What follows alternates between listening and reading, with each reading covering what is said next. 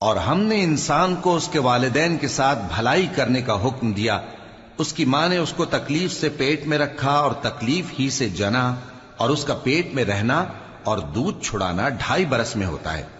یہاں تک کہ جب وہ پختہ عمر کو پہنچ جاتا ہے اور 40 برس کا ہو جاتا ہے تو کہتا ہے کہ اے میرے پروردگار، مجھے توفیق دے کہ تو نے جو احسان مجھ پر اور میرے ماں باپ پر کیے ہیں ان کا شکر گزار بنوں،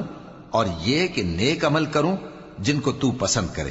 اور میرے لیے میری اولاد کو نیک بنا دے، میں تیری طرف رجوع کرتا ہوں اور میں فرما برداروں میں ہوں۔ یہی لوگ ہیں جن کے اعمال نیک ہم قبول کریں گے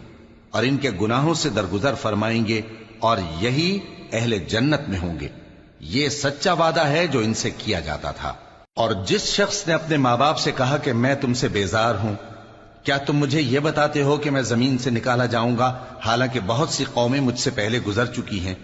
اور وہ دونوں اللہ کی جناب میں فریاد کرتے ہوئے کہتے تھے کہ کمبخت ایمان لا، اللہ کا وعدہ سچا ہے۔ تو کہنے لگا یہ تو پہلے لوگوں کی کہانیاں ہیں، یہی وہ لوگ ہیں جن کے بارے میں جنوں اور انسانوں کی دوسری امتوں میں سے جو ان سے پہلے گزر چکی عذاب کا وعدہ تحقیق ہو گیا۔ بے شک وہ نقصان اٹھانے والے تھے، اور لوگوں نے جیسے کام کیے ہوں گے ان کے مطابق سب کے درجے ہوں گے۔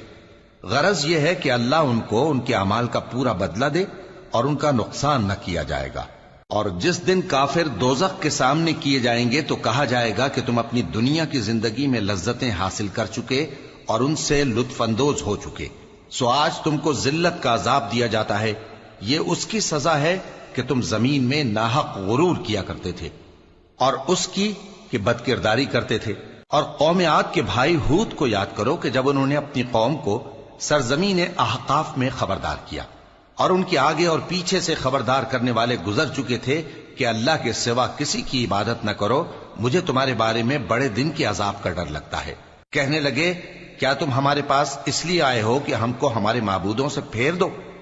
اگر سچے ہو تو جس چیز سے ہمیں ڈراتے ہو اسے ہم پر لے آؤ۔ پیغمبر نے کہا کہ اس کا علم تو اللہ ہی کو ہے، اور میں تو جو احکام دے کر بھیجا گیا ہوں وہ تمہیں پہنچا رہا ہوں، لیکن میں دیکھتا ہوں کہ تم لوگ نادانی میں پھنس رہے ہو۔ پھر جب انہوں نے اس عذاب کو دیکھا کہ بادل کی صورت میں ان کے میدانوں کی طرف آ رہا ہے تو کہنے لگے یہ تو بادل ہے جو ہم پر برس کر رہے گا، نہیں بلکہ یہ وہ چیز ہے جس کے لیے تم جلدی کرتے تھے، یعنی آندھی، جس میں درد دینے والا عذاب بھرا ہوا ہے، جو ہر چیز کو اپنے پروردگار کے حکم سے تباہ کیے دیتی تھی۔ آخر وہ ایسے ہو گئے کہ ان کے گھروں کے سوا وہاں کچھ نظر نہیں آتا تھا۔